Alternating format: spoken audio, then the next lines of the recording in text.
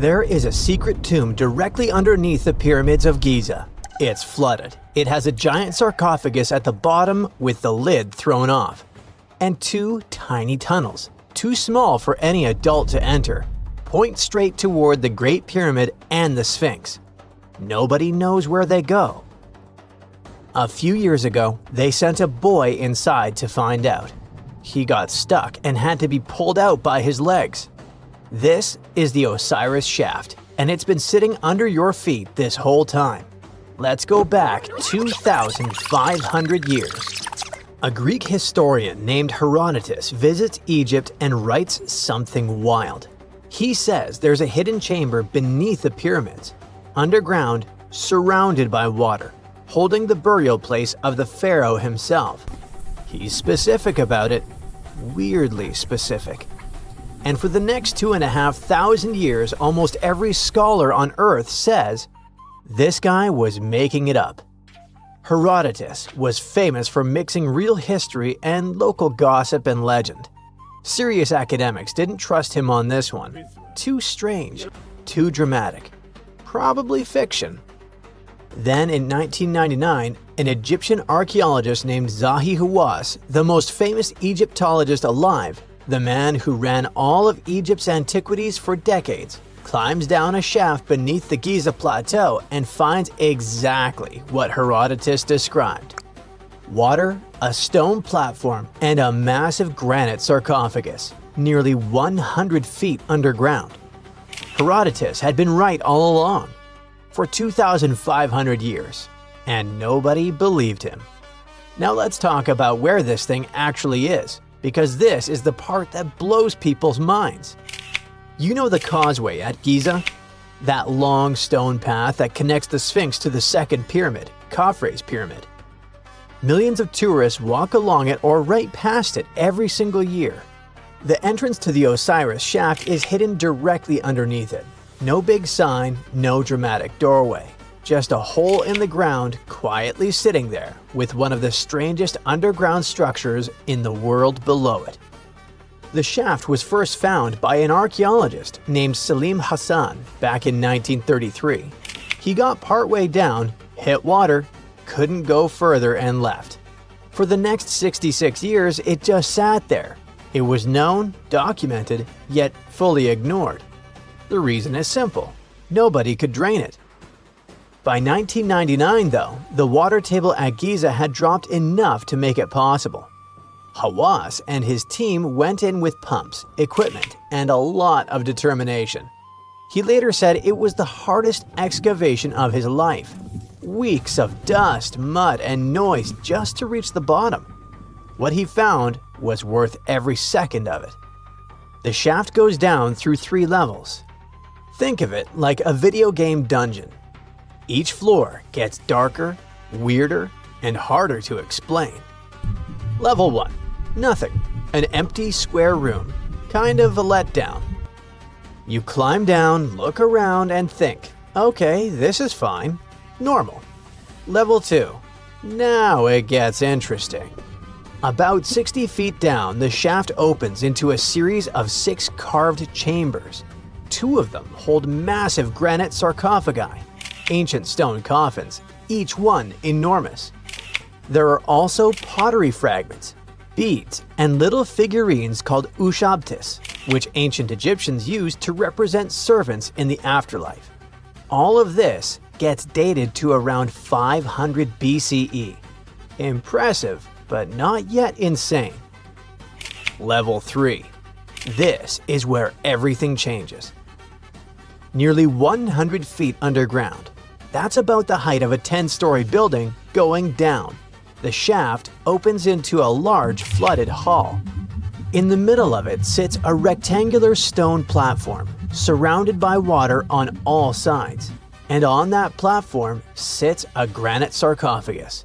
Massive, 10 to 15 tons, lid thrown off, empty inside. Here's the thing that stops you cold. There are no inscriptions anywhere in this entire structure. Not on the walls, not on the sarcophagus. There's virtually nothing. In ancient Egypt, that's almost unheard of. Tombs were covered in hieroglyphics, prayers, spells, the name of the person buried. This place has total silence, like someone deliberately left it blank, except for one thing. When Hawass moved the lid of the sarcophagus, he found a single hieroglyph carved into the floor beneath it. Just one word. Per. It means house. That doesn't sound like much until you know that the entire Giza plateau was known in ancient times by the name. Well, I nailed it with per, but this one will just be on the screen. This phrase translates to the House of Osiris, Lord of the Underground Tunnels.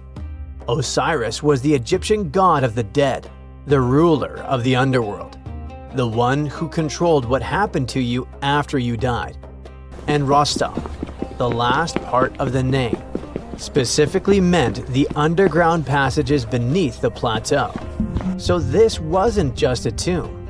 It was built to be Osiris's house, a symbolic entrance to the underworld, sitting beneath the most powerful religious site in all of ancient Egypt. Hawass named it the Osiris Shaft because of exactly this. It matched Herodotus, it matched the ancient name of the plateau, and it matched the mythology perfectly. He called it his favorite discovery, the most exciting work of his career. But here's the part nobody talks about enough. After the burial chamber, there's a narrow corridor heading east. You squeeze through it for about 65 feet until you reach a tiny vault, barely enough space to turn around. And from that vault, two tunnels branch off. The first one heads north, directly toward the Great Pyramid. The second heads east, directly toward the Sphinx. Both tunnels are about 16 by 16 inches. That's roughly the size of a large pizza box. No adult can fit inside. Nobody has ever been able to explore them. We have no idea how long they are, where they actually lead, or what's at the end. When Hawass tried to investigate, he did the only thing possible. He sent a small boy in with a rope tied to his legs. The boy made it a little way and got completely stuck. They had to pull him back out by his feet. Those tunnels are still there right now, today, pointing at two of the most iconic structures humans have ever built, and we have never seen what's inside them. So what is the Osiris Shaft really? Here's the honest answer. We don't fully know. The oldest objects found inside date back to roughly 2355 to 2195 BCE, the Old Kingdom, the same era the pyramids were built. That means this shaft might be just as ancient as the pyramids themselves, but the chambers on the second level were added much later, and the sarcophagus at the bottom looks stylistically like it came from the 26th dynasty around 500 BCE. So people were using this place and adding to it across thousands of years. Different people, different eras, different beliefs, all drawn back to the same underground location. Some researchers think it's a lost royal burial site. Others think the third level is purely symbolic, a ritual space for the worship of Osiris, not an actual grave. Some wonder if the tunnels connect to a larger network of passages beneath the plateau that we haven't found yet. What everyone agrees on is this: the questions are still open. The Osiris Shaft only opened to the public for the first time in 2017. For most of human history, it was just sitting there, under one of the most visited places on Earth, completely invisible to the millions of people walking above it. A historian described it 2,500 years ago and got laughed at for it. A kid got stuck trying to explore it. A 15-ton sarcophagus sits at the bottom with its lid thrown off and no name on it. Two tunnels point straight at the Great Pyramid and the Sphinx, waiting for someone small enough, or brave enough, to find out where they go. We've been studying Giza for centuries, and it's still keeping secrets. You may think we know the pyramids of Giza. 3 giant pyramids, 1 massive sphinx, and endless desert around them. And then researchers go and find something totally unexpected. Another sphinx buried under the sand. A team of Italian scientists believe this structure could be hidden beneath the Giza plateau. And they also think the entire area may have a huge underground complex stretching beneath the pyramids themselves. This discovery started with radar scans and satellite images. Researchers studied the layout of the Giza plateau very carefully. The Great Pyramid, the Pyramid of Khafre, and the Pyramid of Menkaure, and the famous Sphinx. That's when they noticed something strange. The lines connecting the pyramids and the Sphinx seemed to point toward another raised area nearby. That mound is huge, around 108 feet tall. That's the height of a 10-story building. It seems to be made mostly of hardened sand, and it's important because carving a giant structure into bedrock would be much harder. There's another detail making this theory even more interesting. The famous Dream Stele, a giant stone slab in front of the Great Sphinx, shows not 1 sphinx, but 2. For a long time, people thought that was just symbolic artwork. But what if it shows something real? The idea is that ancient builders created 2 giant guardian statues, but one of them later disappeared under layers of sand. Researchers say that the geometry of the site makes this theory difficult to ignore. The alignment between the pyramids, the visible sphinx, and the hidden mound appears unusually precise. The patterns just line up too well to look random. Even if there's no second sphinx, it could point to hidden chambers, tunnels, or even an underground citadel. Right now, though, this is still a theory. No one has excavated the site yet, and many archaeologists remain skeptical. But the scans, the shapes underground, and the strange alignment patterns make people consider this idea seriously. Besides, the story gets even stranger. Ancient carvings near the Great Sphinx describe a bizarre moment from the life of Prince Thutmose IV. According to the inscriptions, the young prince fell asleep in the shadow of the Sphinx while it was still buried in sand. Then, in a dream, the giant statue supposedly spoke to him and promised him the throne of Egypt. But only if he cleared the sand away and uncovered it. That story was carved into stone thousands of years ago. Could it contain clues we've missed for centuries? To get more data, the team scanned the ground beneath the Great Sphinx, the nearby pyramids, and the area that connects the Sphinx to the Pyramid of Khafre, the second largest pyramid at Giza. And according to the scans, strange structures may exist deep underground. Vertical shafts, long horizontal tunnels, and branching passageways. Researchers think that some of these formations connect into a massive underground network stretching below the pyramids and the Sphinx. The coolest thing is that the underground patterns seem to be symmetrical. The hidden structures beneath the area mirror each other almost perfectly. That symmetry is one of the main reasons the researchers think this isn't some random geology. The theory itself didn't appear out of nowhere either. More than 10 years ago, Egyptologist Bassam el-Shamma also suggested that once a second Sphinx could have existed. He based this idea on ancient Egyptian records and myths describing lightning striking the Sphinx. He thought that those stories could actually refer to a real monument that no longer existed. It could vanish because of time, weather, or even ancient beliefs. Most Egyptologists don't accept this idea, and only a small group of people support it. After all, no excavations have confirmed the existence of a hidden Sphinx or underground city. But the radar scans, the underground patterns and ancient carvings, and the strange symmetry beneath Giza might mean that we still have no idea what's really buried under the pyramids. At this point, researchers are still waiting for permission from Egyptian authorities to study the mysterious mound more closely. At least we know much more about the Great Sphinx of Giza, one of the oldest and most mysterious monuments on Earth. The statue is gigantic. From its front paws to its tail, it's about 240 feet long, almost the length of a football field. It rises around 66 feet, about as tall as a 6-story building, and at its widest point, the body reaches over 60 feet across. To construct it, ancient builders didn't move giant blocks into place like they did with the pyramids.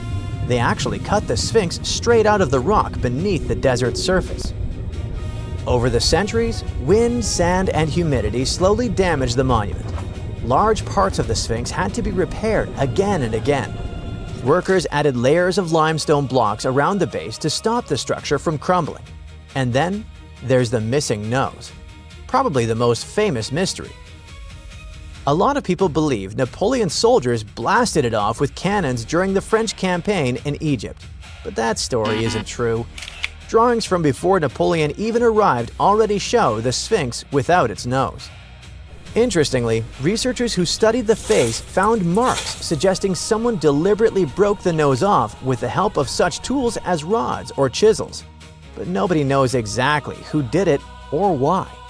Now, most people call the statue the Sphinx, but technically, that's not even correct. The creature from Greek mythology had the body of a lion, the head of a woman, and wings. But the one in Egypt looks different. It has a lion's body, a human head, and no wings at all. So technically, it belongs to a totally different category. Even its name changed over time. Ancient Egyptians didn't originally call it the Great Sphinx. Thousands of years ago, people linked it to powerful deities connected to the sun and the horizon. Later civilizations gave it completely different names, so the monument kept changing identities with time. Nobody truly knows who built it. A lot of experts believe Pharaoh Khafre ordered its construction around 2500 BCE because his pyramid and temples are nearby. Plus, the face of the Sphinx looks similar to the statues of him. But there's a problem. No inscription directly says he built it, so other researchers think someone else created it. Plus, archaeologists have found something else that makes the story even stranger.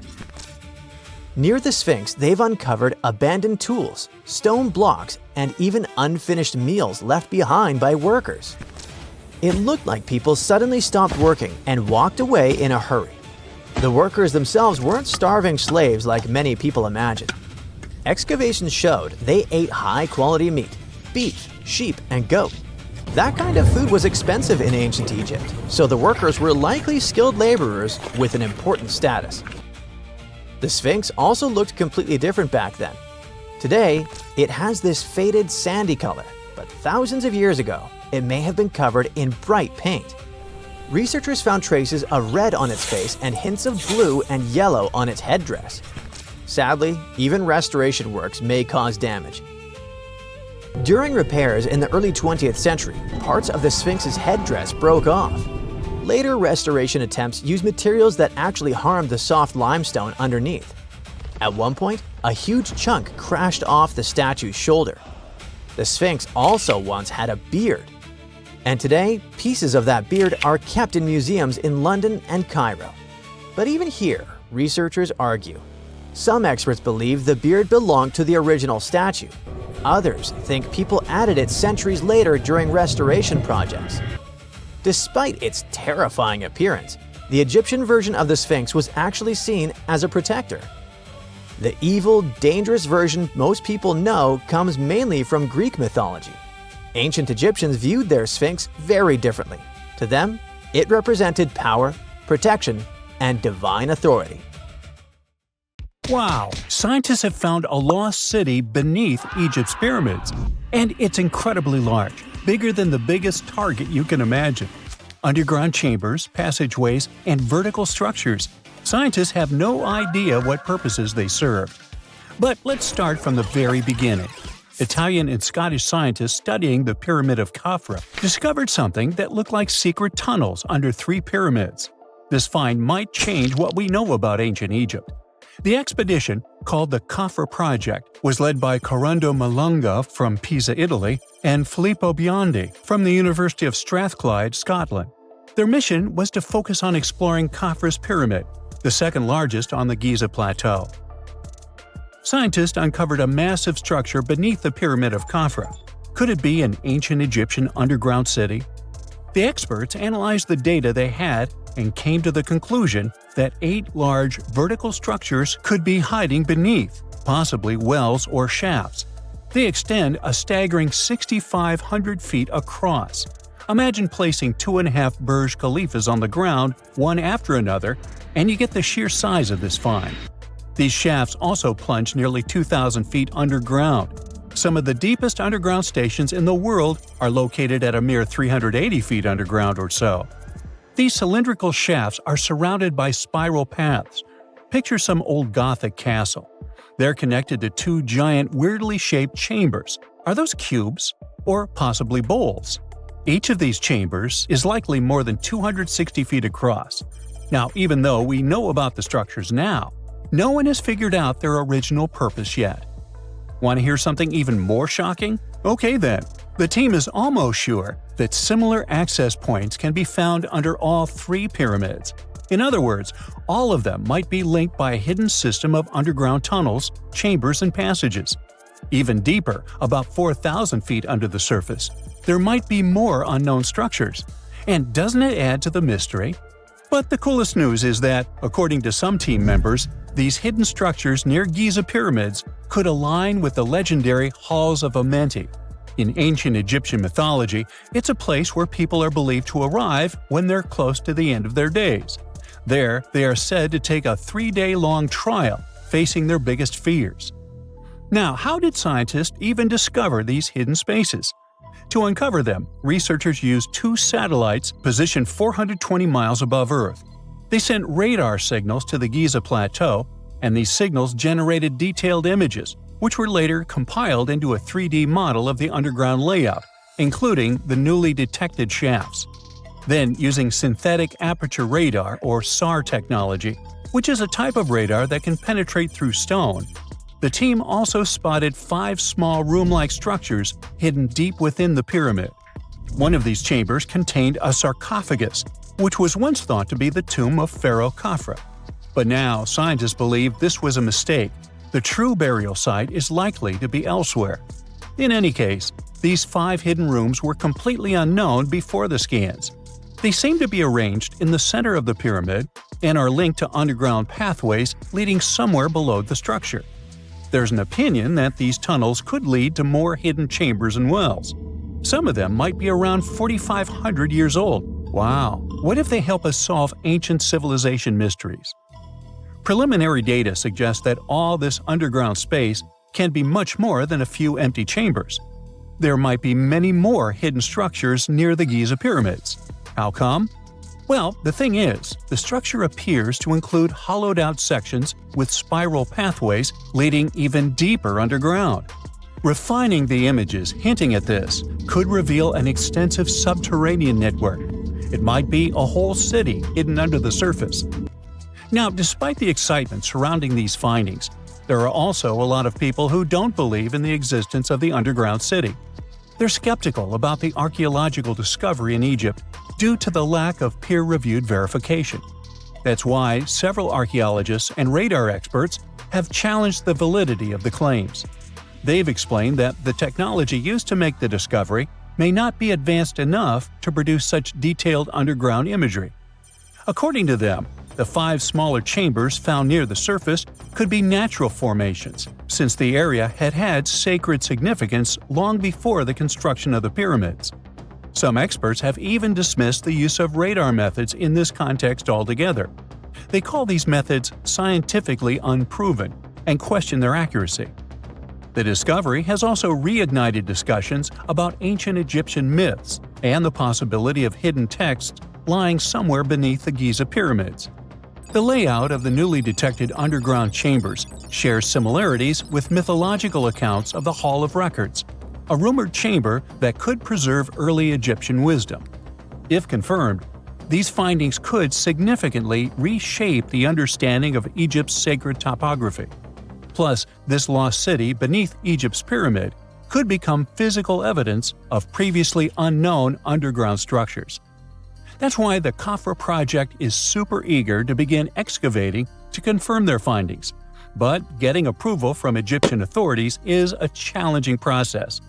The discoveries still need to undergo peer review, before they are accepted by the academic community. By the way, this recent archaeological discovery in Egypt comes on the heels of another discovery involving a weird structure beneath the Royal Giza Cemetery, which researchers believe is unnatural in origin. Archaeologists used remote sensing techniques and uncovered a mysterious L-shaped structure underground in the Western Cemetery of Giza. This area is known to house burials of royal family members and high-ranking officials. Many of the tombs in the cemetery have above-ground mastabas, rectangular stone or mud brick structures with flat roofs. But there is an area in the center of the cemetery where there are no above-ground structures. To investigate this unexplored region, the team used electrical resistive tomography and ground-penetrating radar. ERT works by sending electrical currents into the ground and measuring the resistance to detect remains. As for GPR, it sends radar into the ground and maps the structures based on the radar's return.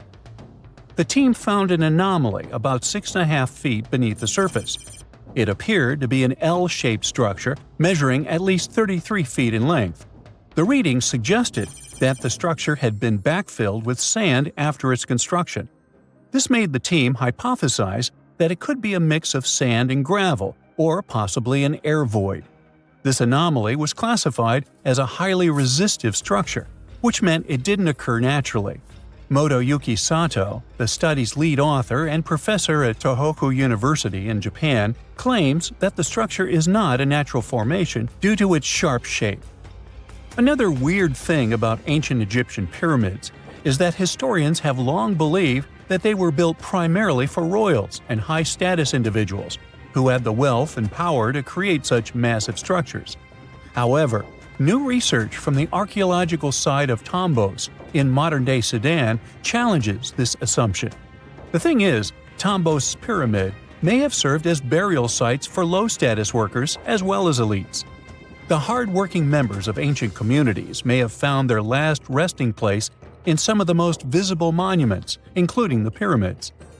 Located along the Nile River in the ancient region of Nubia, Tombos became part of Egypt after its conquest of the area around 1400 BCE.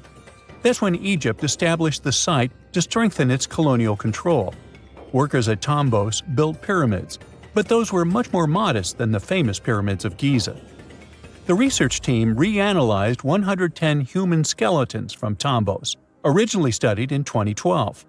In particular, they examined the entheses, the areas where tendons and ligaments attach to bones. Such an analysis can give us insights into the amount of physical labor a person performed. When someone does hard labor, their bones often develop distinct crests and ridges at these attachment points due to the stress on the tendons and ligaments. And while some skeletons showed little change in their entheses, suggesting they belonged to individuals from the upper classes, others showed more serious changes. It means they belong to lower-class workers.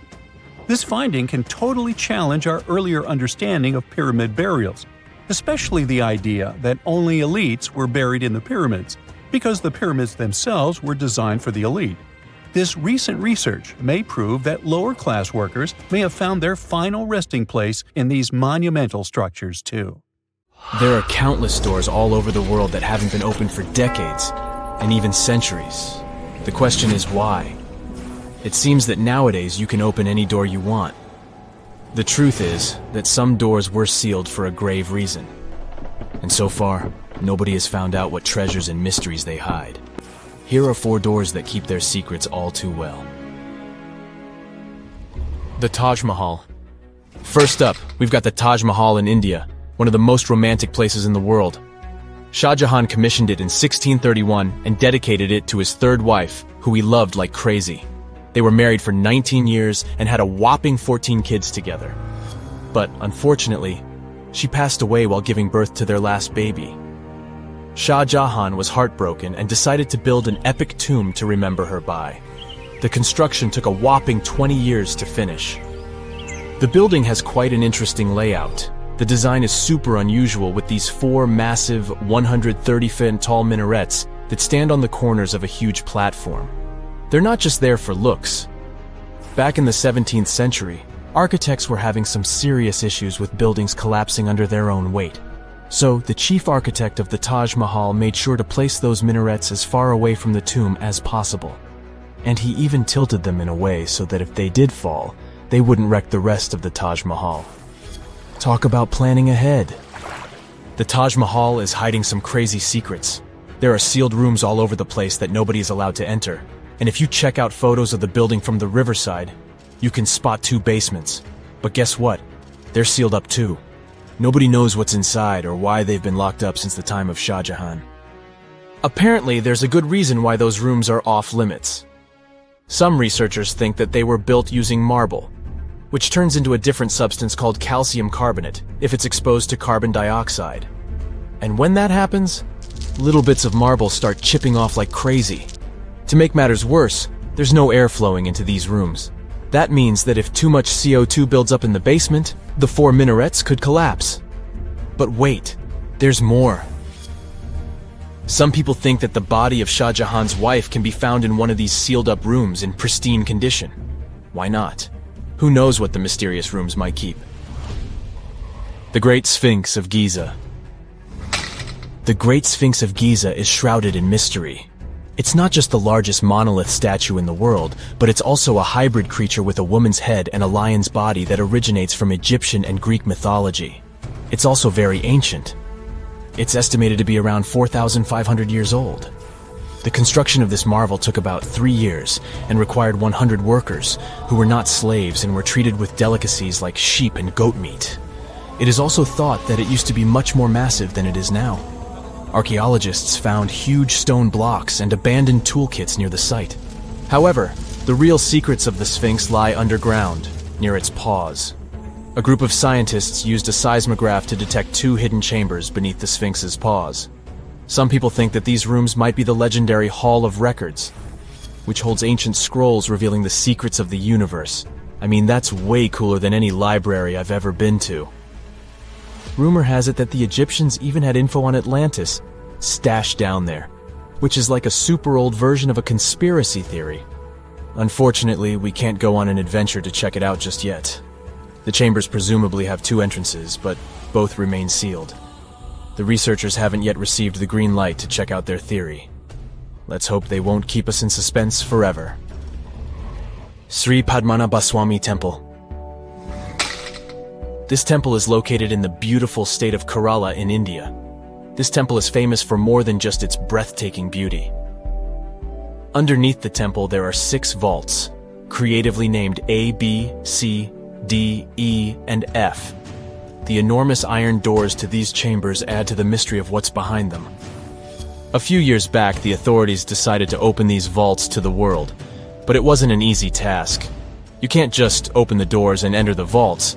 It required a lot of work.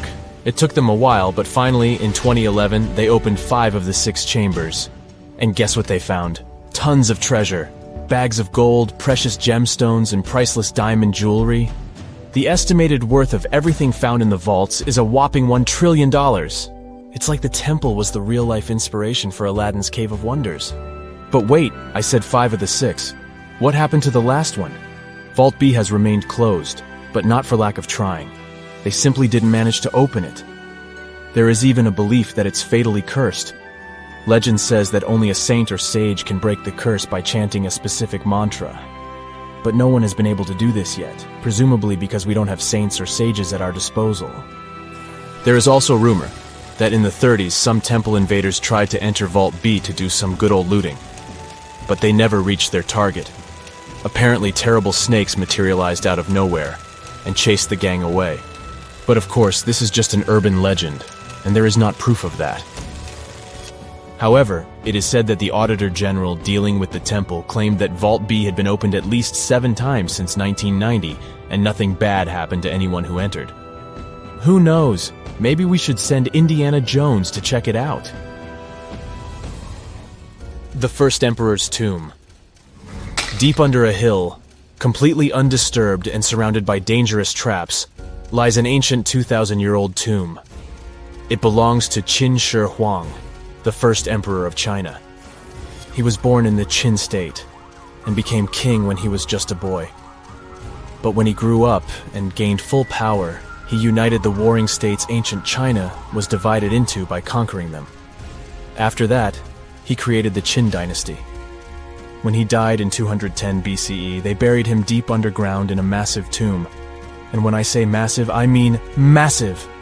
Back in 1974, some farmers in Xi'an, China, stumbled upon something strange while digging a well, a huge terracotta soldier.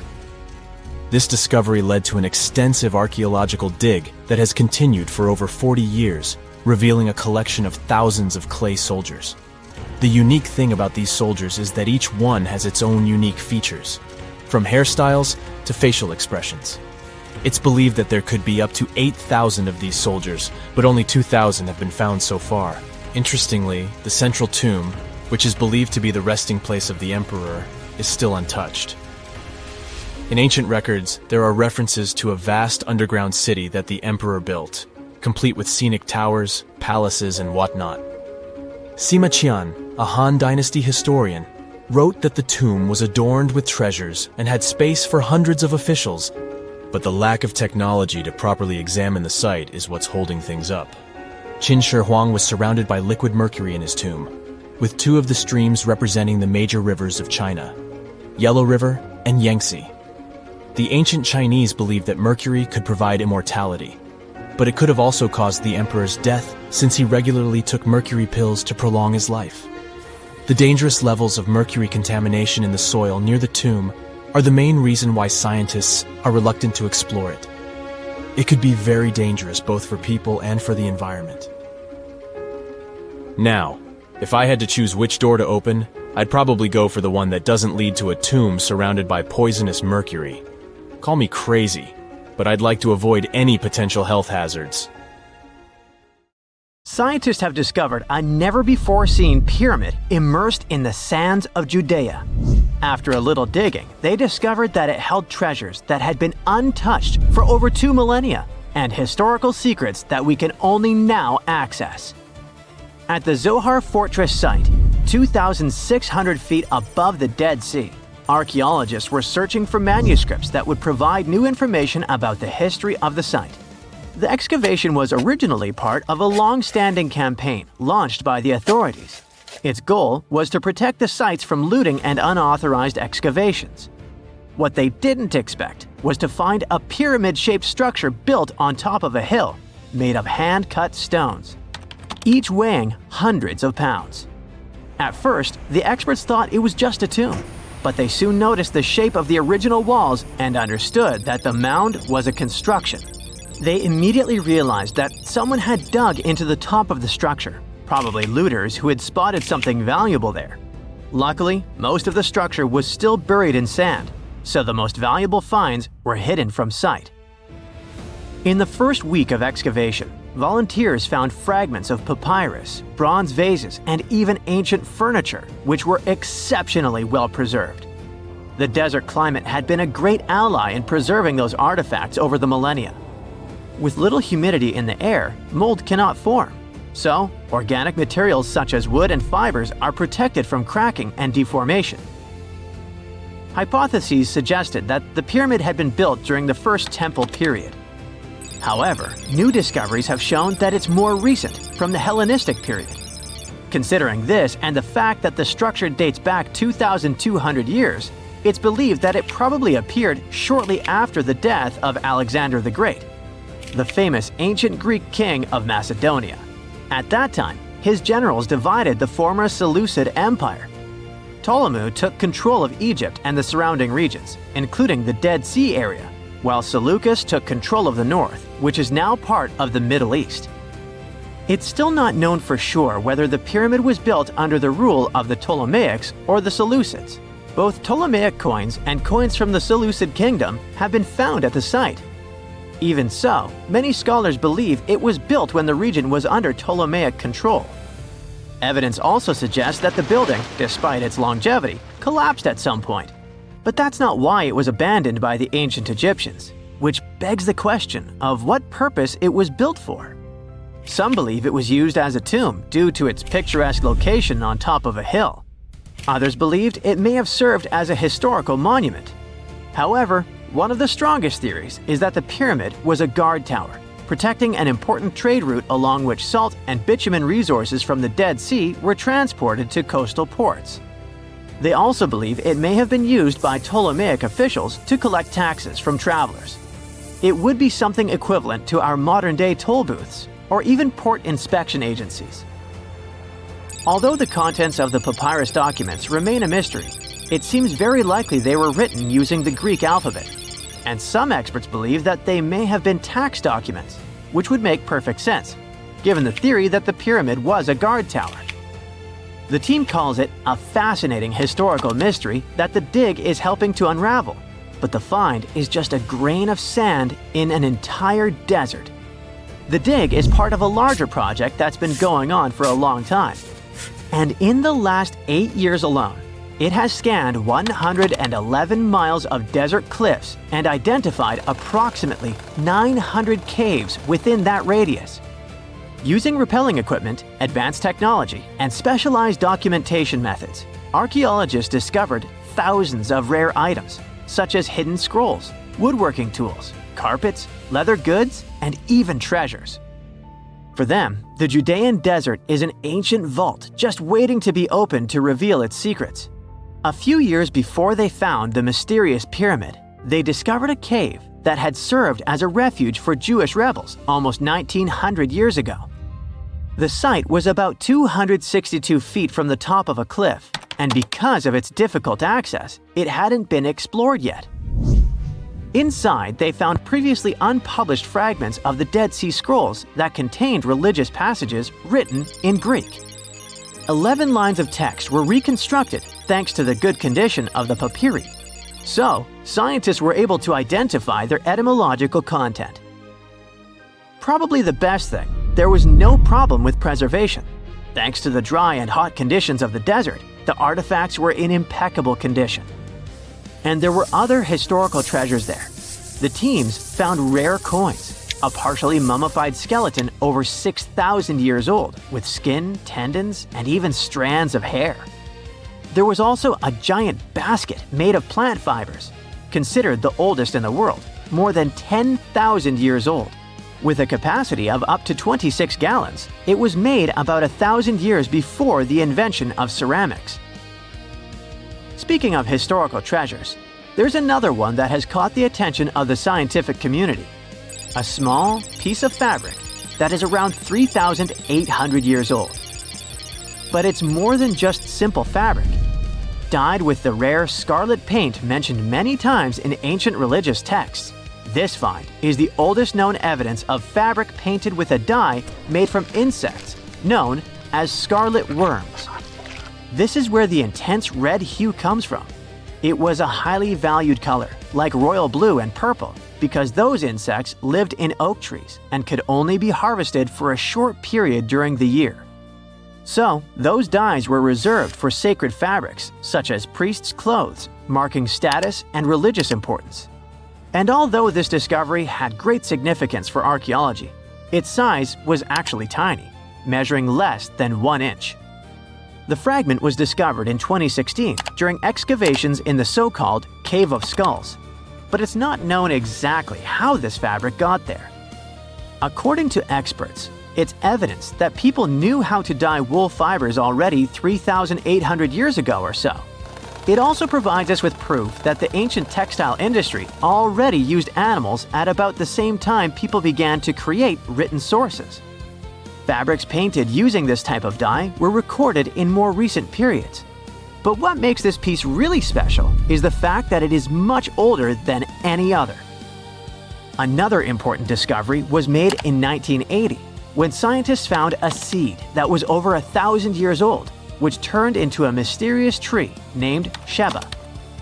They spent 14 years cultivating this plant, which is now about 10 feet tall, only to discover later that it could belong to an extinct lineage of trees that had grown in the region. The seed dates back to a period between 993 and 1202 CE, and they believe that Sheba may be a biblical tree commonly associated with healing. Although it's not been possible to identify the exact species, since the tree hasn't flowered, We know that it belongs to the genus Commiphora, which is related to famous African plants, such as the myrrh tree. But time has revealed something even more special. Its leaves and resins are rich in compounds that have medicinal, antioxidant, and even skin-soothing properties. This means that the tree may represent a forgotten lineage whose resin had medicinal value and was mentioned in ancient texts. This brings to light how ancient people dealt with botanical medicine.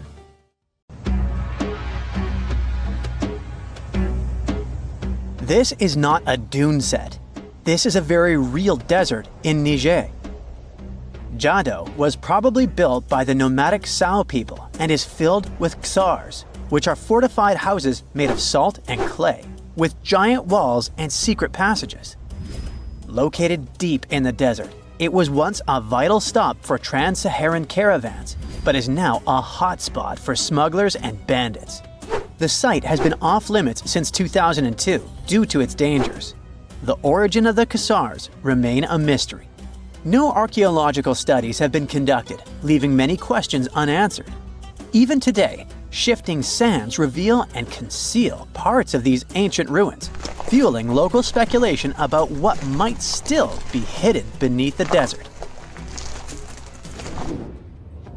Speaking of connective tunnels, scientists were blown away by the discovery of lava tubes in Saudi Arabia. These underground passages form when molten lava cools down. Researchers believe that ancient nomadic groups may have utilized these tunnels to survive the super harsh desert climates. While excavating the tunnels, archaeologists uncovered artifacts, rock art, and skeletal remains. The art and animal bones show that the people who used the tunnels were probably sheep and goat herders. They're still piecing together whether these groups lived in the tunnels for extended periods or just used them as temporary shelters. The Great Pyramid of Giza has been standing for thousands of years, but it's still hiding secrets. Using special scanning technology, scientists found two hidden structures under an ancient burial ground. The first is a shallow L-shaped structure, and below it is a much larger space that could be a final resting place or a chamber. The smaller structure was filled with sand on purpose, while the deeper one might be an empty chamber.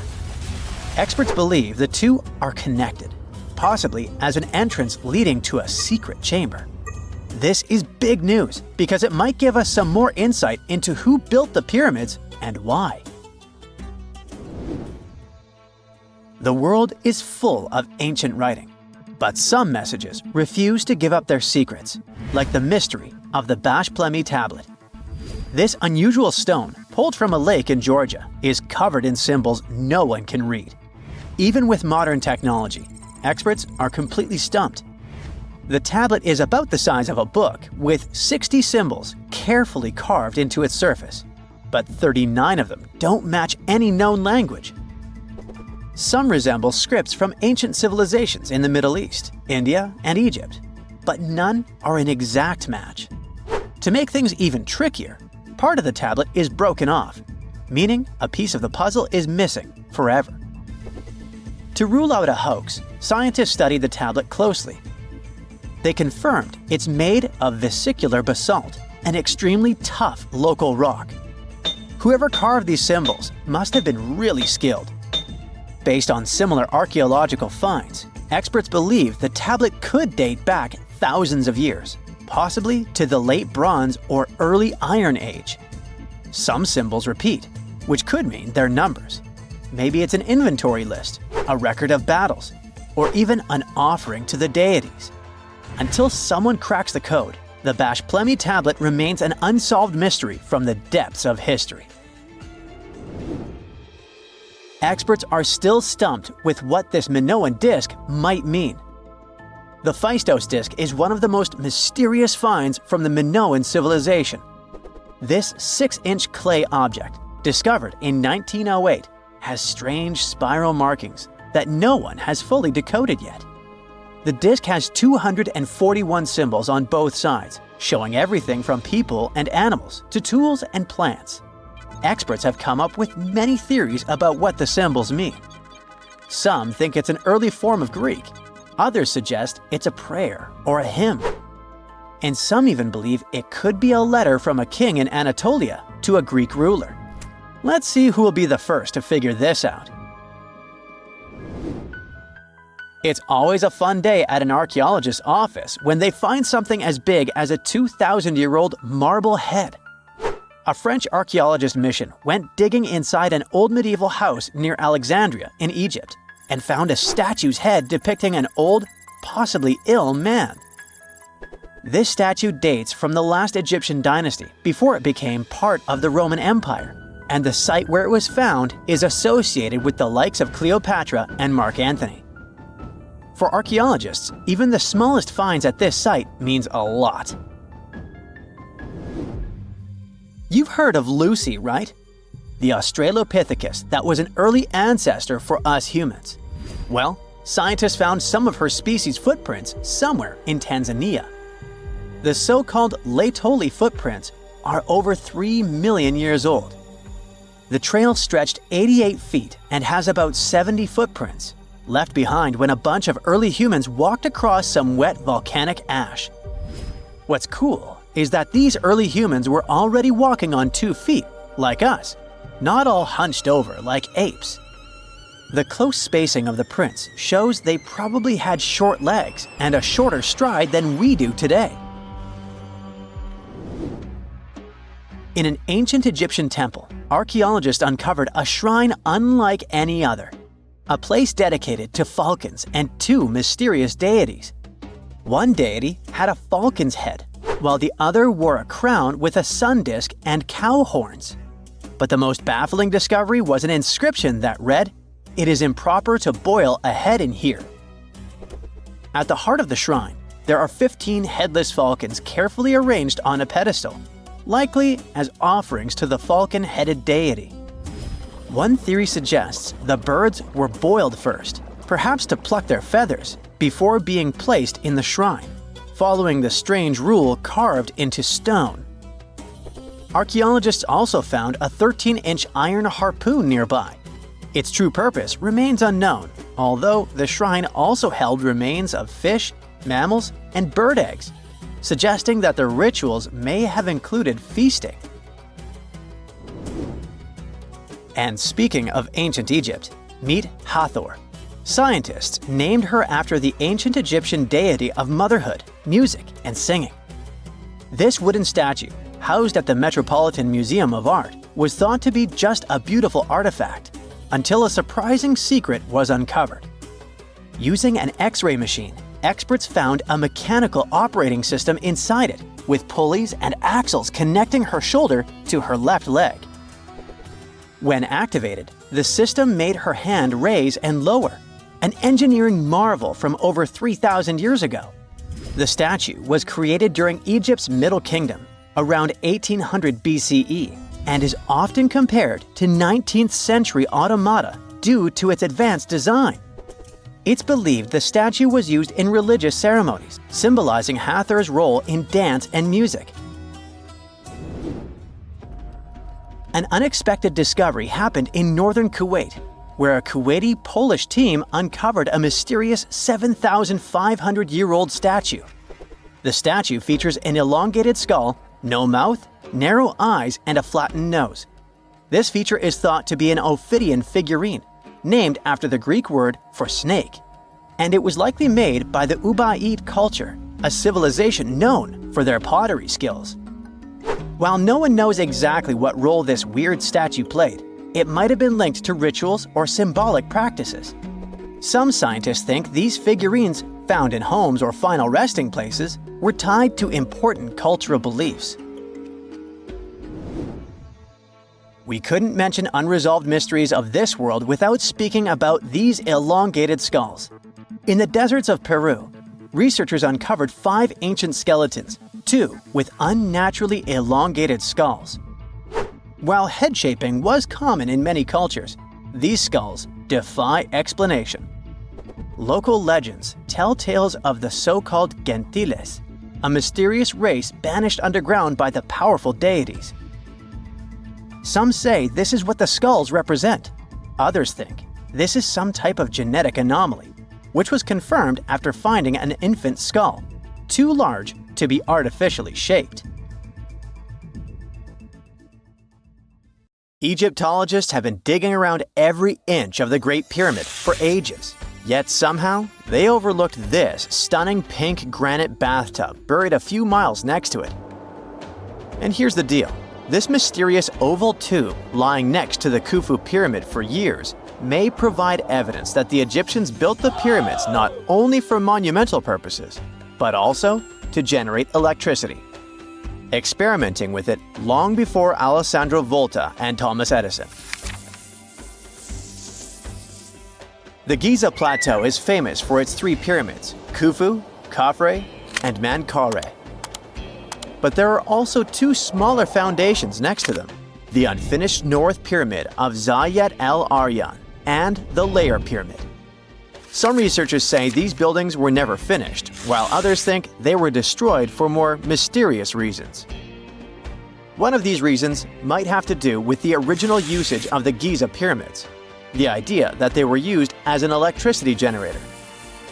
To connect these dots, we need to go back to the beginning of the 20th century. That's when an Italian architect and Egyptologist named Alessandro Barsanti decided to examine the Zayat el-Aryan pyramid. Near the site, he noticed something unusual: scattered granite fragments. To a casual passerby, these might have seemed insignificant, but Barsanti recognized the signs. You see, ancient Egyptians often used sites to prepare stones before transporting them to their final destinations. The fact that there was granite on the ground intrigued him. Granite was a more expensive material than the limestone typically used for pyramids, which suggested that it might have been intended for an important and possibly hidden structure.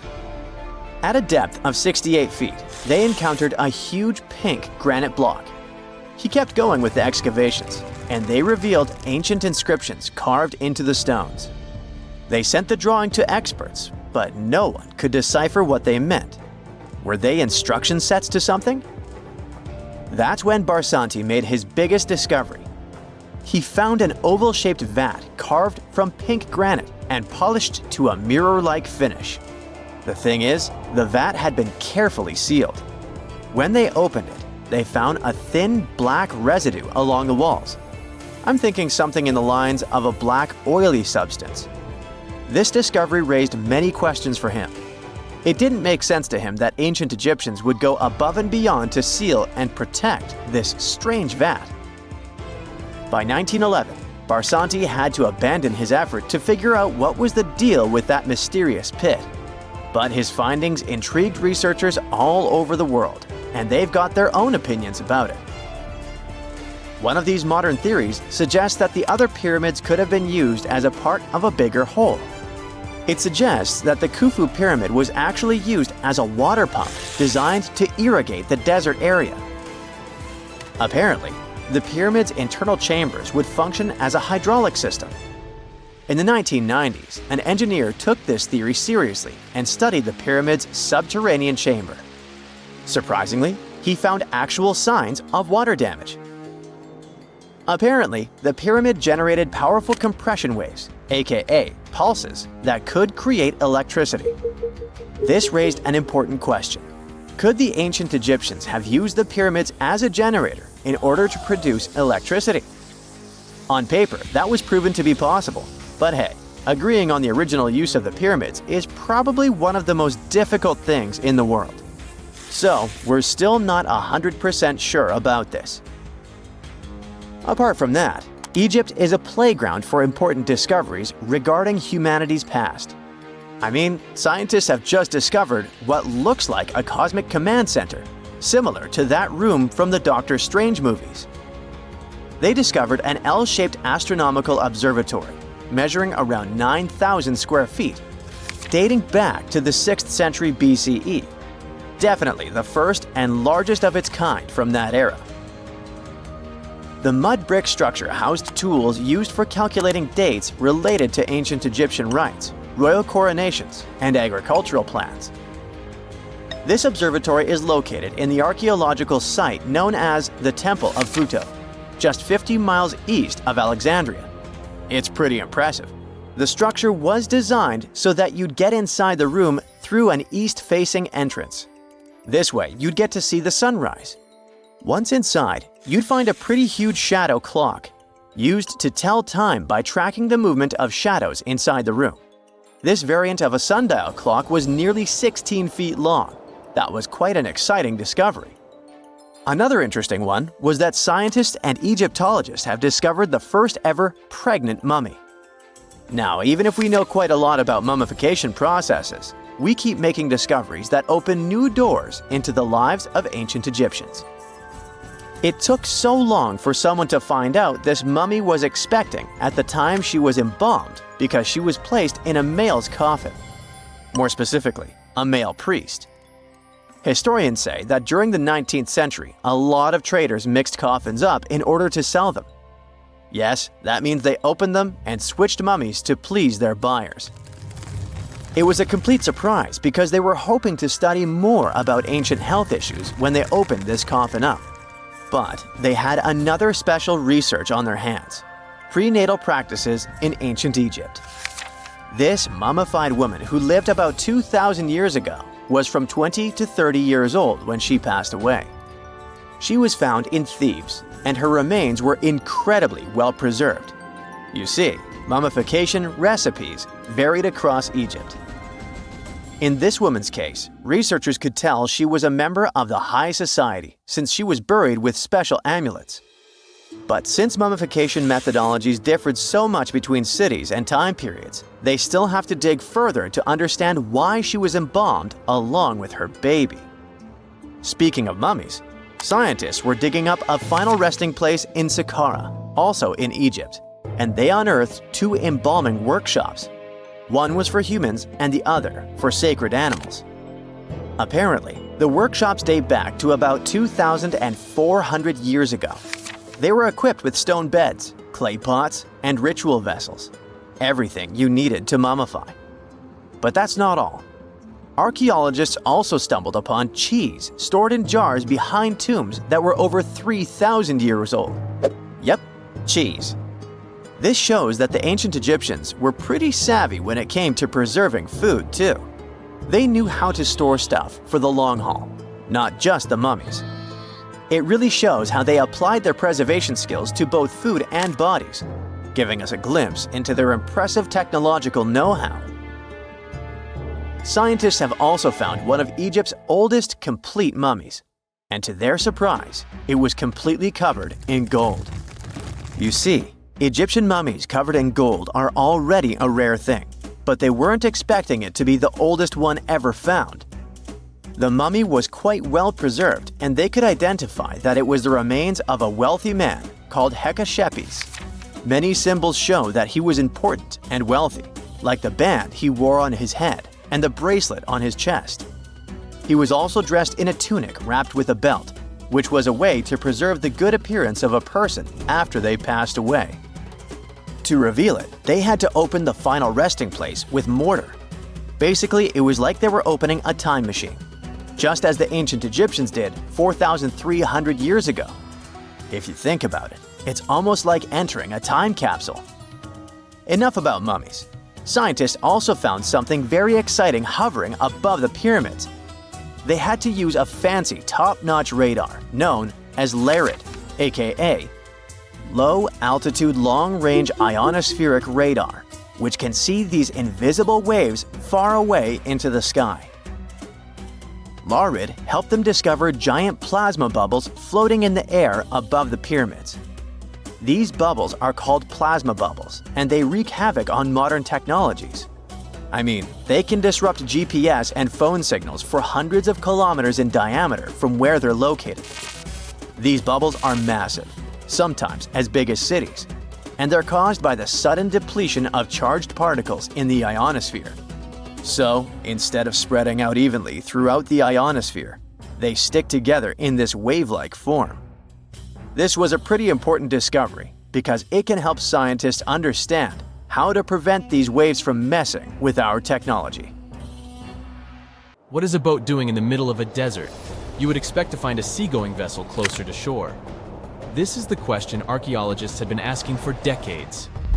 In 1988, There was a storm near one of the most important archaeological sites in ancient Egypt. A wooden structure emerged from the sand. It was hollowed out by termites. Scientists were determined to solve its mystery. In 2000, they began excavating the site near Abydos, Ubidos. An American team of experts soon discovered a boat that was 70 feet long, and it wasn't alone. In total, there were 14 boats neatly resting next to each other. It was impossible to completely dig out the boats because of their poor condition. Luckily, the wood was preserved enough to get a sample. Analyses revealed that the boats were around 5,000 years old, the oldest fleet in human history to this date. The time of their construction predates the pyramids at Giza by half a millennium. Each ship of the fleet rested in a vault that matched its dimensions. The room was roughly a third of the size of a tennis court.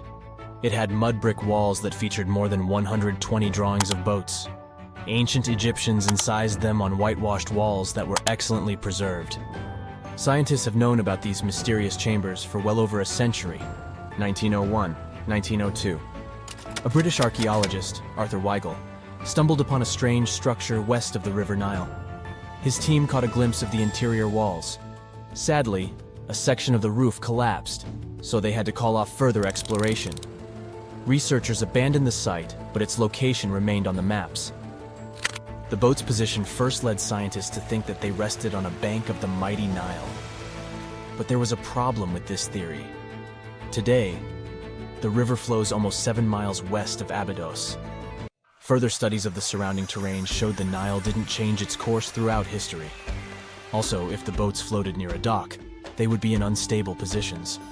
The 14 vessels at Abydos were perfectly parallel to each other. There was only one conclusion possible. Someone had deliberately placed them like that. They must have gone through a lot of effort. Each boat had enough room for up to 30 rowers. These vessels could really float. They weren't models, but scholars still don't know if they actually sailed any body of water in ancient Egypt. This doesn't diminish the importance of the find. Previously, archaeologists found only small-scale models. In King Tut's tomb alone, there were 35 boat models. For a long time, these figurines were the only clues as to how ancient Egyptian vessels looked like. The boat's design confirms that they were the real deal. They are the earliest surviving examples of something called built boats. Ancient people constructed primitive vessels by hollowing out large tree trunks. The alternative was reed that was tied together to form a raft. The boats at Abydos had planks tied together. This was a major breakthrough in shipbuilding. During their lifetime, the boats must have seemed impressive. Timber was a valuable commodity at the time. There was no wood in the desert.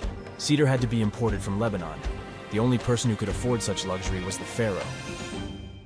Studying the area around the ancient fleet provided more answers. Scientists discovered a mud brick structure where Egyptians worshipped the pharaoh. Its approximate date of construction matches that of the wooden boats. The same bricks out of which this building was made were used to encase the fleet. At the time of their construction, the rooms they were stored in had a ceiling. That's the section that archaeologists stumbled upon in the early 20th century. Just like mummies and coffins, these marvelous ships rested inside splendid vaults. The exterior of these rooms was also impressive. The outer walls originally had a plaster of white limestone. It reflected sunlight. In the desert sun, the structure housing the boats must have shone from miles away. Ancient Egyptian builders used the same technique to cover the pyramids 500 years later. Today, their surface looks jagged, but it wasn't always like this.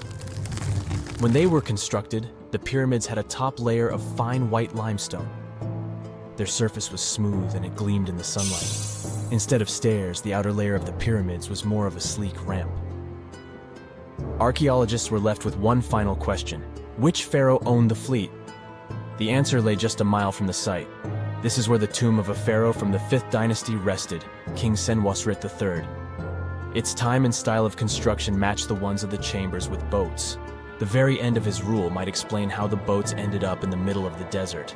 The pharaoh probably passed away in northern Egypt. Then his body was transported down the Nile to Abydos in a marvelous procession of decorated boats. The vessels were later lowered to chambers near the final resting place of their owner. This had a symbolic meaning. In the ancient Egyptians' belief system, ships played a key role. Their supreme deity was Ra. He traveled through the sky during the day in the form of the sun. At nighttime, he sailed through the netherworld in a solar boat. The pharaoh identified himself with Ra. That's why he needed boats in the afterlife. That was the only way to regenerate himself, just as the sun rises every day above the horizon. This belief existed for thousands of years. The more famous pharaoh Khufu also had a ship. Scientists found it in 1954 next to his pyramid at Giza. It is some 4 centuries younger than the fleet at Abydos, but Khufu's ship was almost 2 times longer. The Great Pyramid of Giza and King Tut's tomb are some of the most famous archaeological finds in Egypt. But there are many more secrets hiding beneath the endless sands of the Sahara Desert. Recently, 2020, archaeologists found a lost city there. They have labeled it as the most important discovery since King Tut's tomb, 1922. The city of Aten is some 3,000 years old. Historians hope it will give them a unique insight into the everyday life of ancient Egyptians. The famous archaeologist and Egyptologist Zahi Hawass proclaimed the site a lost golden city. Aten sits some 300 miles south of Egypt's capital, Cairo. It is close to the famous Valley of the Kings. Archaeologists first found sections of mud brick walls that spread out in all directions. They discovered complete rooms with tools of everyday life inside. The research team unearthed a bakery, a residential neighborhood, and an administrative district. They all date back to the time when the Egyptian civilization was the wealthiest in its long history. They were also the first to make objects from iron. In 1911, scientists found a set of iron beads near a village in Lower Egypt, El Girza. These are the earliest known iron artifacts. The discovery is literally out of this world. Ancient people made them by beating into shape a piece of a meteorite. The 9 beads were once part of an ornate necklace. They are now blackened and corroded, which is perfectly normal for a piece of jewelry that is over 5,000 years old. They consist of an iron-nickel alloy. Researchers were impressed by the skill of ancient jewelers who processed the beads. Their craftsmanship is more impressive when you think that they didn't know the stellar origins of the material. The Great Pyramid of Giza also has a remarkable feature. An international research group investigated the electromagnetic response of the structure to radio waves. They found that the pyramid has the ability to concentrate electromagnetic energy inside it. This occurred inside its chambers as well as under the pyramid's base. It contains an underground, unfinished chamber. It seems that the electromagnetic response is connected with the properties of limestone, the Great Pyramid's main building material. The research results might have a practical application. The way solar cells and nanosensors function could be improved by this remarkable find. It's 1898, and you're taking part in excavations in Saqqara. This place, not far away from Cairo, is full of ancient tombs and pyramids. You're in your Indiana Jones mood and hope to find something really phenomenal to become famous. Gold, manuscripts, treasure maps, mummies of famous pharaohs. Wait, a wooden bird? You're really disappointed as it looks like a regular toy. An old one, but still. Little do you know that years later, someone would propose that your bird was actually an ancient monoplane. So the artifact, nicknamed the Saqqara bird, is made of a sycamore tree. The birdie has a wingspan of just 7 inches and weighs around 40 grams. A perfect original souvenir from Egypt, I would say. It's over 2,000 years old and looks pretty plain, without any carvings of feathers or other intricate ornaments. It has a beak and eyes, though, which makes our find look like a hawk, the emblem of the deity Horus. Its tail is rather unusual as it's squared, looks weirdly upright, and it seems like the sunken part of it was the place for a now missing piece. Humans love solving a good mystery, so there have been several attempts to explain the use of the birdie. First, quite simply, is that it was a ceremonial object. The second idea is that it was a toy for a child from some well-off family. It could have been some sort of boomerang, which was a popular concept in ancient Egypt. Then there was a theory that the bird had been used as a weather vane. But this one has been debunked as the figure doesn't have any holes or markings, except for the one made at the museum in Cairo to fix the exhibit on a stick. So there was no way to hang it in the past. Almost a century after the bird was found, Egyptologist Dr. Khalil Masiha proposed a new theory that it could have been a model of a monoplane. He believed the bird was missing a horizontal tailplane. Otherwise, it had its wings set at a right angle, similar to that of modern planes. It could have worked to generate the aerodynamic lift necessary for flights. Dr. Masiha also claimed that it was common at that time to place miniature models of technological inventions in tombs. So, did the ancient Egyptians really invent the plane in 200 BCE? That would make the Wright brothers, who are considered the inventors of aviation, really upset. They made one of their first flights only in 1903. There's just one way to know for sure, and that is to test the model. But you know, the ancient museum in Cairo would unlikely let one of their cherished exhibits fly around like a toy. That's why glider designer Martin Gregory built a similar model, this time of balsa wood, and concluded that even with the missing tailplane, the plane wasn't much of a flyer. Case solved? Not really. This didn't sound convincing enough to the History Channel, so they invited an aerodynamics expert to build another replica of the bird. He tested it in weather conditions similar to those in Egypt and was impressed with the little plane's abilities. So, if they did invent the prototype of a plane back in the times of pharaohs, it would be a good example of an oopart. That's an out-of-place artifact, an object that's way ahead of its time in terms of technology or history. And the Saqqara bird isn't the only example of such a revolutionary concept. In 1901, a group of divers retrieved the Antikythera mechanism from an underwater shipwreck near the Greek island of Antikythera. It's been dubbed the world's first analog computer, and it's currently dated around 100 BCE. The bronze mechanism could tell the position of the sun, moon, planets, and stars, as well as the lunar phase, the dates of upcoming solar eclipses, and even the speed at which the moon moves through the sky. No one's sure who used it and how or where it was made. But it's obvious that it's extremely precise and way too advanced for its time. The first flushing toilets in the world were invented in the middle of the 20th century. Just kidding. The ancient Minoans on the Mediterranean island of Crete and the Indus Valley civilization both came up with this brilliant invention at the same time, around 4,000 years ago. The plumbing and sanitation were so well done that no one managed to design anything better until 2,000 years later. One ancient Minoan lavatory was discovered at the Palace of Knossos.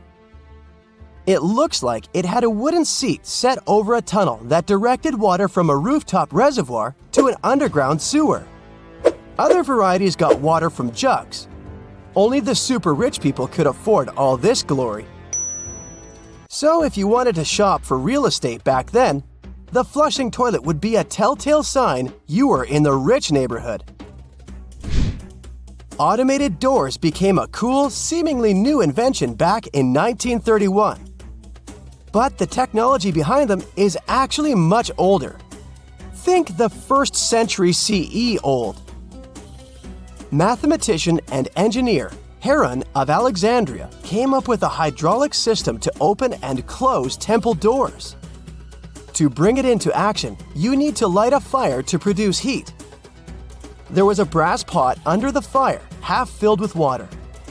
The inventor connected the brass pot to containers that acted as weights. When the fire was burning, the water moved into the containers. They went down and pulled the ropes. It was nothing like a supermarket door that opens in front of you before you even have time to think. Heron's door took hours to open, and there was no way to stop the process. That's why they only opened the doors once a day before people entered the temple, to add some mysticism at the temple during ceremonies. Spooky. Looks like the first ever battery was invented in Baghdad around 2,000 years ago. A German archaeologist found this oval-shaped clay jar in 1938. Scientists are still not sure what purpose it served and who exactly invented it. There is a theory that it was used for electroplating objects with precious metals. When they filled it with a weak acid like vinegar, the battery produced around 1 volt of electricity. Another theory says it was a vessel for sacred scrolls. Would you like to buy contact lenses designed by Leonardo da Vinci himself? In 1508, he invented a glass lens with a funnel on one side. You were supposed to wear it with water inside to improve your vision. Sounds a bit uncomfortable, doesn't it? So, around a century later, French scientist René Descartes decided to improve the idea and make the cornea contact the future lenses. Contacts because they contact your eyes, get it? The glass tube with liquid did help improve vision, but blinking was sadly impossible. 2.5 centuries later, new technologies in the glass industry let scientists design contacts that would fit in the eye and even let the wearer blink. Thanks, guys! Still, those lenses were made of heavy blown glass and didn't let the eye breathe. About 50 years later, contacts became plastic, lightweight, unbreakable, and scratch-resistant, but still covering the entire eye. And then, in 1948, an English optical technician accidentally sanded down a plastic lens and figured out they'd still be in place even if they covered only the cornea.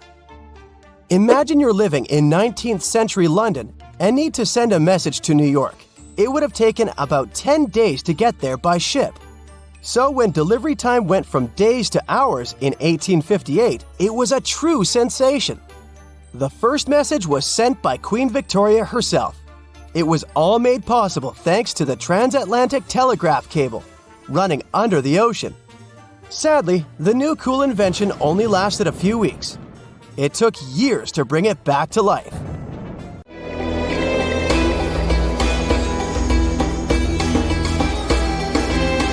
The Great Pyramid was created as the final resting place of ancient Egyptian monarch Khufu. According to legend, French leader Napoleon entered the Great Pyramid and came back out looking shaken and super pale. He never revealed what he saw inside, but whatever it was is said to have affected him for the rest of his life. When Napoleon entered the pyramid, he would have walked through a super tight and ascending passageway. He'd then go through another passageway, known as the Great Chamber. This corridor would have been much taller than the previous one, and would have cobbles too. He'd then reach the King's Chamber, the centerpiece of the Great Pyramid, which was lined with huge blocks of granite. But it wouldn't have looked as grand as we might imagine. There are no hieroglyphics decorating its walls, as Egyptians only began decorating the burial chambers of pyramids much later on. The pharaohs' tombs deep inside the pyramid would have also been filled with treasures, from chunks of gold to the world's most expensive jewelry. But this would have all been looted a long time ago. The only thing that probably would have been left in there would have been a huge sarcophagus, which would have once contained the king's mummy. He'd also have to walk past the queen's chamber. This room most likely didn't hold any queens though, as pyramids were usually only built for one person. There are mysterious tunnels leading from here. To this day, no one is really sure what they're there for. And that's not the only mysterious and creepy thing Napoleon may have encountered, as stories of pharaohs leaving ancient curses on pyramids go way back. Many pyramids had warnings written on the outside, telling of horrifying things that would happen to those who entered and disturbed the peace. We might not know what exactly Napoleon found in the Great Pyramid that scared him so much, but we know for sure what was found in Tutankhamun's tomb. Tutankhamun was an ancient Egyptian pharaoh who was only 8 or 9 years old when he took to the throne. He became a cultural phenomenon when his tomb was discovered almost completely intact in 1922. His pyramid sits in the Valley of Kings in Thebes, modern Luxor, which is in Egypt. Unlike the Great Pyramid, Tutankhamun's tomb was covered in beautiful wall decorations. The walls told the story of how he would travel to the afterlife through the underworld. Egyptians believed all people would have to take this journey, so they would fill their tombs with objects and paintings to help them get there. There'd also be spells painted on the walls. They believed this would help people pass over to the next realm. The journey would be pretty long, and for that reason, the ancient Egyptians would also fill the pyramids with food. Tutankhamun's pyramid was filled with 8 fruit baskets. They even found something called gingerbread fruit in there. The rooms were jam-packed with furniture, statues, clothes, and staffs, amongst a whole bunch of other things. You'd likely find a lot of clothes and expensive jewelry in the pyramids as well. The ancient Egyptians wanted their ancestors to travel in style to the afterlife. They put Tutankhamun in his final resting place with over 50 pieces of clothing, all of the highest quality. There were tunics, scarves, gloves, and headdresses, and a ton of jewelry. Bracelets, pendants, necklaces, rings, and scarabs for protection were all found inside. Each of them was made of gold or precious stones. There were also fans made of ostrich feathers to keep the old pharaoh cool in the hot Egyptian sun. But the temperature inside the pyramids never actually went above 68 degrees Fahrenheit. The ancient Egyptians developed a super cool air conditioning system that we don't fully understand even today. Tutankhamun's pyramid also contained 130 walking sticks made from ebony, ivory, silver, and gold to help him on his journey. There were 3 chariots hidden away in case he got tired of all the walking. They also put 11 boat paddles inside, but there was no sign of any boat. The pyramids would be littered with the pharaoh's favorite scents and perfumes.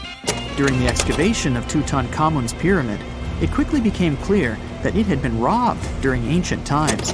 There was damage to doors and traces of oils left in empty jars. It looks like someone raided the pyramid for gold and the scents, perfumes, and oils that had been left for King Tut. There was still a bit of perfume, which was made from coconut oil and frankincense, left in one bottle. It seems like Pharaoh Tutankhamun loved board games. There was an ivory traveling set of senet in his pyramid. Although we don't know for sure exactly how to play it, we have figured out it was sort of an ancient Egyptian version of backgammon. It looks like it was a 2-player game where the goal was to knock your opponent off the board. Not really sure who Tutankhamun's mummy was supposed to play with, though. The ancient Egyptians had some rituals that may seem pretty strange to us. For example, they used to shave their eyebrows off if they ever lost a cat. So it's not too surprising they put some really weird things inside pyramids. Archaeologists discovered a collection of mummified cats and scarab beetles in pyramids that date back more than 4,000 years. They were found in the pyramids of Saqqara, which is south of Cairo. They also found a bunch of makeup kits and mirrors inside. Makeup was worn proudly by both men and women in ancient Egyptian times. Eyeliner was the most popular cosmetic. The Rosetta Stone was one of the best discoveries ever made in pyramids. It was found by our man Napoleon Bonaparte and his team. It's a black granite rock that dates back to 196 BCE. It's transcribed in Greek, Demotic, and hieroglyphic. When it was translated in 1822, we got the key to understanding ancient Egyptian hieroglyphics for the very first time. The discovery of Queen Hatshepsut's mummy in 1903 changed our understanding of the Egyptians forever. After she had passed away, her successor, Thutmose III, removed most of the evidence of her reign, so we basically knew nothing about Egypt's first great female leader. She's now gone on to become one of the few and most famous female pharaohs of Egypt. Pharaoh Khufu even had a fully fledged boat in his pyramid. Archaeologists uncovered more than 1,200 pieces of a giant boat near the Great Pyramid at Giza. They reassembled the boat, and it's a whopping 144 feet long. It's most likely a solar boat, which was designed to carry the resurrected king with the deity Ra. Fun fact, the Pyramid of Giza is the last remaining of the 7 wonders of the ancient world. The other 6 are the Hanging Gardens, the Colossus, the Temple of Artemis, the Mausoleum, the Lighthouse, and the Statue of Zeus. This pyramid was also the world's tallest man-made structure for 3,800 years, and it's the biggest pyramid in Egypt. It took a staggering 2.3 million blocks of limestone, and some weighed as much as 80 tons. It took an incredible 100,000 laborers and a whopping 23 years to build. Its original height was a mega 480 feet. In 2017, archaeologists discovered something weird about Egypt's Great Pyramid. There's a hidden void that's at least 100 feet long, and no one really knows why it's there or what's actually inside it. The Weird Void is the first inner structure discovered within the 4,500-year-old pyramid since the 1800s. Scientists used cosmic rays to detect the massive hole, but are still no closer today to finding out what's inside. The ancient Egyptians took a lot of care building the pyramids, and everything was strategically placed and structurally sound, so it's super unlikely that this hole is due to blocks falling over time. Loads of pyramids also contain small model figurines called ushabti. These represented attendants. They believed they would come to life to serve the pharaohs in the afterlife. But it's amazing that all this stuff actually fit inside. There isn't actually a huge amount of space inside the structures. It's mostly just rock.